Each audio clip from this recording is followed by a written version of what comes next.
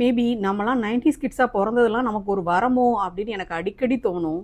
ஏன்னா சீசன் மாறுது அப்படின்னாலே அந்தந்த சீசனுக்குன்னு உள்ள ஃபுட்டு, ஃப்ரூட்ஸு, ஃபெஸ்டிவல் இப்படி எல்லாத்தையும் கரெக்டாக அந்தந்த சீசனில் என்ஜாய் பண்ண ஒரு ஜென்ரேஷன் நம்ம தான். சீசனில் மட்டும்தான் கிடைக்கும் அப்படின்னு இருந்த விஷயத்த ஃபுல்லாக வருஷம் ஃபுல்லாக கிடைக்கிற மாதிரி மாற்றிக்க ஆரம்பித்தோமோ அப்போவே அந்தந்த சீசனுக்கு உண்டான எக்ஸைட்மெண்ட் போயிடுச்சுன்னு தான் சொல்லணும். இப்போல்லாம் எல்லா ஃப்ரூட்ஸுமே எல்லா சீசன்லேயுமே கிடைக்குது. இந்த சீசனுக்கு தான் கிடைக்கும் அப்படின்லாம் கிடையாது. ஏன் நாம் செலிப்ரேட் பண்ணுற ஒவ்வொரு ஃபெஸ்டிவல்ஸும் சீசனை பேஸ் பண்ணி தான் செலிப்ரேட் பண்ணுவோம். இப்போல்லாம் ஒவ்வொரு ஃபெஸ்டிவல் வரும்போதும் நாம் இப்போ செலிப்ரேட் பண்ணுறோமோ பண்ணலையோ, ஆனால் நம்ம சைல்ட்ஹுட் மெமரிஸில் நம்ம எவ்வளோ அழகாக செலிப்ரேட் பண்ணியிருக்கோம் அப்படிங்கிறத நினச்சி பார்க்கும்போதே அவ்வளோ ஹாப்பியாக இருக்குது. என்னென்னா நமக்கு முந்திலாம் கேக் அப்படின்னாலே அது கிறிஸ்மஸ்க்கு மட்டும்தான் கிடைக்கும் நம்ம சைல்ட்ஹுட்டில் இருக்கும்போது. ஆனால் இப்போ அப்படி கிடையாது. பர்த்டேவா கேக், வெட்டிங் டேவா கேக்கு, எந்த ஒரு ஃபங்க்ஷன் வந்தாலும் கேக் கேக் கேக். ஸோ அந்த கேக்கோட எக்ஸைட்மெண்ட்ங்கிறது நமக்கு போயிடுச்சு.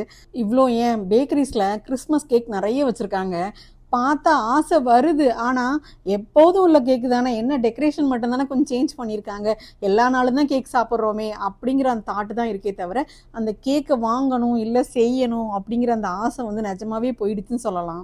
நம்மளால் முடிஞ்ச அளவுக்கு ஃப்யூச்சர் ஜென்ரேஷனுக்கு சீசனல் ஃப்ரூட்ஸ்னால் என்ன, சீசனல் ஃபுட்னால் என்ன, ஃபெஸ்டிவல்ஸ்லாம் ஏன் செலிப்ரேட் பண்ணுறோம், இந்த மாதிரி விஷயத்த கண்டிப்பாக டீச் பண்ணணும். ஸ்கூலில் தான் டீச் பண்ணணும்னு கிடையாது, நம்மளும் சொல்லிக் கொடுக்கலாம். ஏன்னா நம்மளோட வேர்ஷன் வேறையாக இருக்கும், ஸ்கூலோட வேர்ஷன் வேறையாக இருக்கும். ஸோ முடிஞ்ச அளவுக்கு ட்ரை பண்ணுவோமே.